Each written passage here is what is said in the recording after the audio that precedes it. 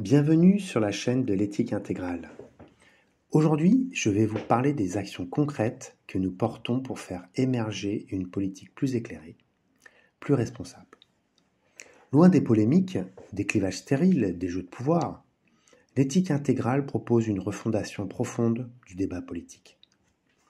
Nous croyons que la politique, au fond, devrait être un espace de médiation, de compréhension des besoins réels et de construction collective d'un projet de société juste et équilibré.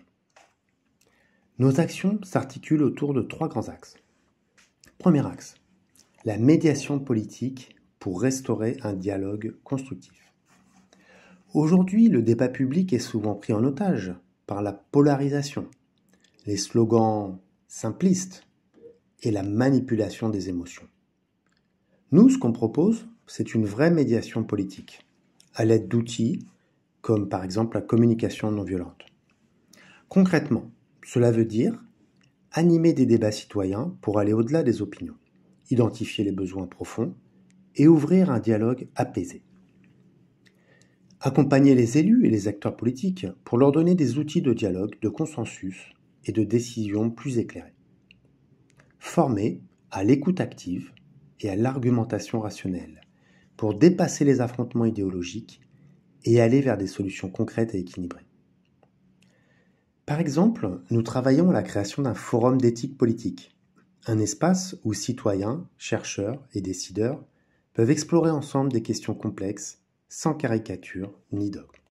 Deuxième axe, un projet de société fondé sur les besoins réels. Plutôt que d'ajouter des réformes aux réformes, nous pensons qu'il est temps de repartir des fondamentaux. Quels sont les véritables besoins d'une société pour prospérer ? Matériellement, socialement, culturellement. C'est à partir de là qu'on peut construire un modèle plus cohérent, plus durable.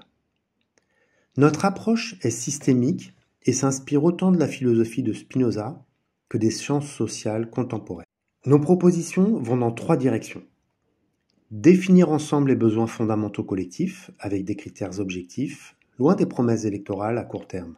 Repenser les institutions pour un meilleur équilibre entre liberté individuelle et bien commun. Intégrer pleinement les enjeux écologiques et économiques en sortant des logiques contradictoires, comme celles qui opposent par exemple croissance et soutenabilité. À ce titre, nous proposons la rédaction d'un livre blanc, un modèle socio-économique durable basé sur des faits, pas des idéologies. Troisième axe, identifier les blocages et contradictions du système actuel. On ne peut pas avancer sans comprendre ce qui coince. À titre d'exemple, parlons un instant de la dette publique. On nous répète qu'elle est un fardeau, un problème majeur. Mais est-ce si simple ? Saviez-vous que les marchés financiers ont besoin de cette dette comme garantie ? Que sans dette, notre système monétaire actuel, qui est basé sur la création de monnaie par le crédit, s'effondrerait ? Des questions étonnantes, n'est-ce pas ? Des questions qui révèlent les contradictions de certaines de nos logiques économiques. C'est pourquoi nous voulons organiser un cycle de conférences sur les grands mythes économiques avec des économistes, des chercheurs, pour nourrir un débat éclairé, accessible à toutes et tous.